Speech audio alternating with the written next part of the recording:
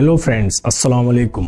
दोस्तों, क्या आप जानते हैं दुनिया में आज भी एक ऐसा आइलैंड मौजूद है जहां जाना मौत के मुंह में जाने के बराबर है। इस आइलैंड पर रहने वाले लोग आज के इस जदीद दौर में भी पत्थर के दौर की जिंदगी जी रहे हैं और ये लोग इंटरनेट, बिजली, गैस, गाड़ी, जहाज या किसी भी किस्म की टेक्नोलॉजी, यहाँ तक के इंसानी जिंदगी को आसान कर देने वाली जदीद दौर की किसी भी चीज से नावाकिफ हैं।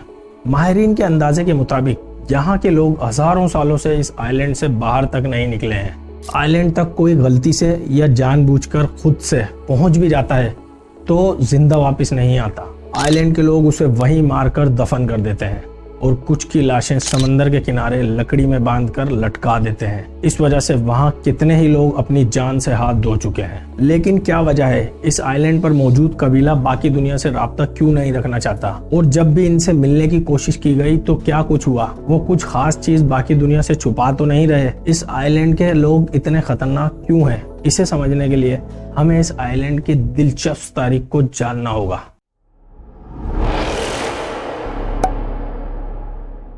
दोस्तों, इस जजीरे का नाम है नॉर्थ सेंटिनल आइलैंड। ये इंडिया की समंदरी हदूद में आने वाले अंडमान निकोबार आइलैंड के 572 जजीरों में से एक है। इन सब जजीरों का कैपिटल सिटी पोर्ट ब्लेयर है, जो साउथ अंडमान में शामिल किया जाता है। पोर्ट ब्लेयर से नॉर्थ में 50 किलोमीटर के फासले पर नॉर्थ सेंटिनल आइलैंड मौजूद है। इस आइलैंड की कुल आबादी अंदाजे के मुताबिक 500 से 600 अफराद बताई जाती है। यह आइलैंड 60 स्क्वायर किलोमीटर के रकबे पर फैला हुआ है और घने जंगलात से भरपूर है। इसी वजह से इसकी जांच ड्रोन कैमरों की वजह से भी नहीं की जा सकती।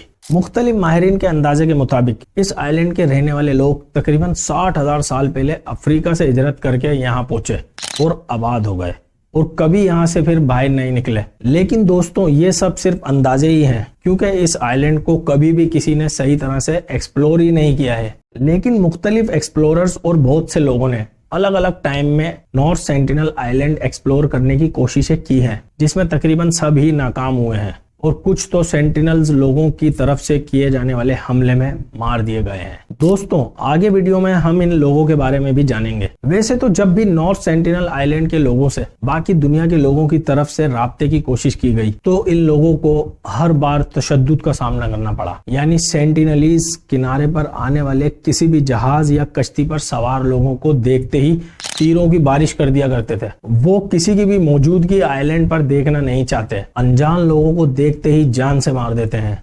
ऐसा लगता है उन्होंने दुनिया के अंदर एक अपनी अलग ही दुनिया बसा रखी है, जिसमें वो किसी और को बर्दाश्त नहीं कर सकते। और अगर बात करें कि यह आइलैंड रिकॉर्ड के हिसाब से दुनिया की नजर में कब आया, तो साल 1771 में ईस्ट इंडिया कंपनी के एक जहाज की नजर में यह आइलैंड आ गया था, जब वो यहाँ से इस आइलैंड के करीब से गुजर रहा था। लेकिन उन्होंने सेंटिनलीज से कोई राब्ता नहीं किया और वहां से गुजर गए।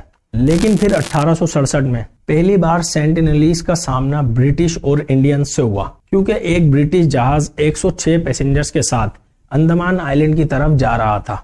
अचानक वो जहाज खराब हो गया तो जहाज के लोगों ने मदद आने तक करीब के एक आइलैंड पर रुकने का फैसला किया। लेकिन वो लोग ये नहीं जानते थे कि ये फैसला बहुत गलत साबित होने वाला है, क्योंकि वो नॉर्थ सेंटिनल आइलैंड पर रुके थे और आखिरकार 3 दिन बाद सेंटिनलीज को इस आइलैंड पर अनजान लोगों के होने की भनक लग गई और उन्होंने इन पर तीरों से हमला कर दिया, जिसमें काफी लोग मारे गए और बाकी के लोगों को ब्रिटिश रॉयल नेवी के जरिए रेस्क्यू करके बचा लिया गया। और इस तरह इतनी खूनरेजी के साथ सेंटिनलीज से यह पहला हादसाती राब्ता खत्म हुआ। लेकिन फिर ठीक 13 साल बाद 1880 में एक British officer Maurice Vidal Portman ने इस आइलैंड को खुद जाकर विजिट करने का फैसला किया।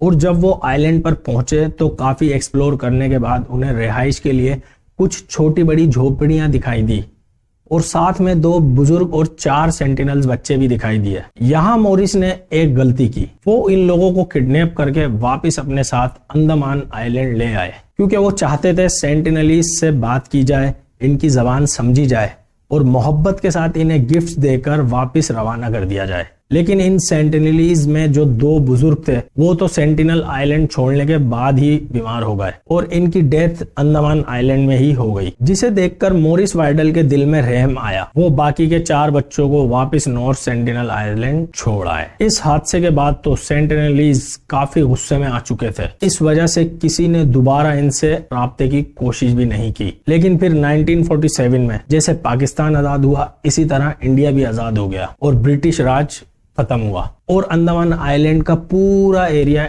इंडियन हुदूद में आ गया। इसके बाद 1967 में इंडियन गवर्नमेंट ने ऑफिशियली एक टीम सेंटिनल आइलैंड भेजी, जिसमें नेवी के लोग, आर्म्ड फोर्सेस के लोग और कुछ ऑफिसर्स के साथ एक एंथ्रोपोलॉजिस्ट यानी माहिर इंसानियत त्रिलोकनाथ पंडित भी शामिल थे। इनका मकसद था सेंटिनलीज से फ्रेंडली कांटेक्ट किया जाए। इसके लिए यह टीम अपने साथ कुछ गिफ्ट्स, कोकोनट्स, मुख्तलिफ बर्तन और कुछ औजार भी ले गए थे। लेकिन इस टीम के वहां पहुंचने पर उन्हें कोई मिला ही नहीं, तो वो सब गिफ्ट्स वहीं छोड़ आए। लेकिन फिर से 1974 में कुछ लोग एक डॉक्यूमेंट्री फिल्म बनाने के इरादे से नॉर्थ सेंटिनल आइलैंड रवाना हुए और इस बार भी इनके साथ त्रिलोकनाथ पंडित शामिल थे और कुछ सिक्योरिटी टीम के मेंबर्स भी थे। लेकिन इस बार उन्होंने फिर से कुछ गिफ्ट्स आइलैंड के साहिल पर रखे और थोड़ा पीछे हटकर सेंटिनलीज का इंतजार करने लगे।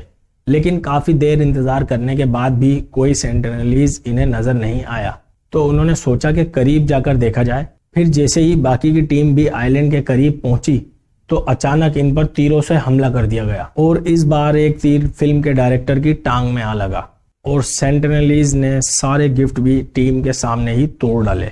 लेकिन दोस्तों, इस हमले के दौरान ही कुछ सीन कैमरे की आंख ने कैप्चर कर लिए थे, जिसमें पहली बार सेंटिनलीज भी वीडियो में रिकॉर्ड हो गए थे।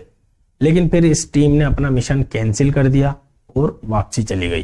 कुछ टाइम बाद 1981 में प्राइम रोज नाम से एक और बहरी जहाज समंदर में तूफान आने की वजह से हादसाती तौर पर इसी आइलैंड पर आ फंसा और इसी तरह सेंटिनलीज की रिवायती तौर पर उन्होंने जहाज पर तीरों से हमला कर दिया। लेकिन जहाज किनारे से काफी दूर था, इसलिए तीर इन तक नहीं पहुंच पा रहे थे और कुछ दिन गुजरने के बाद इस जहाज के लोगों को हेलीकॉप्टर के जरिए यहाँ से रेस्क्यू कर लिया गया। लेकिन वो खराब बहरी जहाज आज तक वहीं मौजूद है। इसे गूगल मैप के जरिए देखा जा सकता है और कहा जाता है सेंटिनलीज ने इस जहाज का लोहा निकालकर अपने तीरों में इस्तेमाल करना शुरू कर दिया था, क्योंकि उन्होंने इससे पहले कभी लोहा नहीं देखा था। दोस्तों, आखिरकार बार बार कोशिशें करने के बाद 1991 में इनसे पहला फ्रेंडली कांटेक्ट कर लिया गया, जिसमें इंडियन रिसर्चर्स की एक टीम नॉर्थ सेंटिनल आइलैंड गई और इस बार इस टीम में एक औरत भी शामिल थी।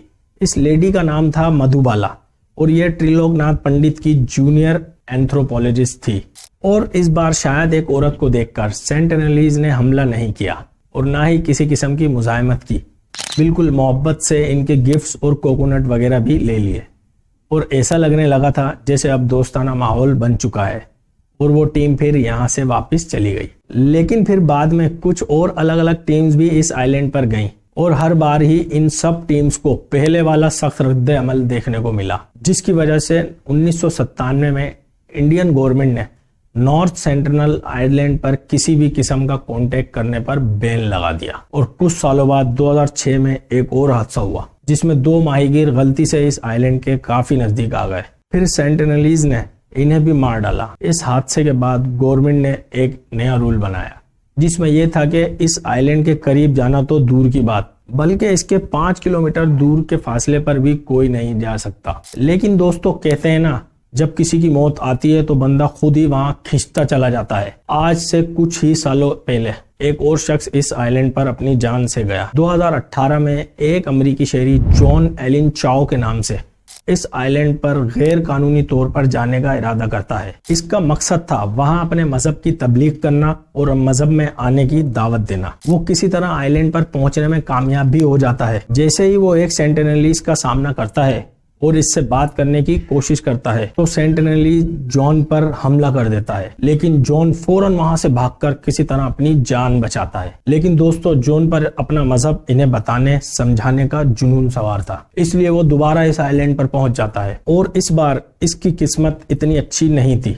सेंटिनलीज जॉन एलिन चाओ को जिंदा वापिस ही नहीं जाने देते और इसे मार देते हैं। जब इंडियन गवर्नमेंट को इस बात का इल्म होता है तो वो जॉन की मदद को पहुंचते हैं, लेकिन वो दूर से देखते हैं सेंटिनलीज किसी शख्स को दफना रहे हैं और वो इससे यही मायने अखज़ करते हैं कि जॉन को मार दिया गया है। फिर वो वहां से चले जाते हैं। दोस्तों, आपका क्या ख्याल है? जदीद दुनिया को सेंटिनलीज से मुस्तकबिल में कांटेक्ट करना चाहिए, इन्हें मॉडर्न दुनिया के बारे में बताना और समझाना चाहिए या नहीं, या इन्हें अपने हाल पर ही छोड़ देना चाहिए? कमेंट्स में जरूर बताइएगा। दोस्तों, ये थी नॉर्थ सेंटिनल आइलैंड की हिस्ट्री। अगर आपको वीडियो इन्फॉर्मेटिव लगी हो और इससे आपकी नॉलेज में इजाफा हुआ हो तो वीडियो को लाइक कर दें, चैनल को सब्सक्राइब कर दें और कमेंट सेक्शन में अपनी खूबसूरत राय का इजहार करना ना भूलें। अपना खास ख्याल रखें। मिलते हैं नेक्स्ट वीडियो में। खुदा हाफिज।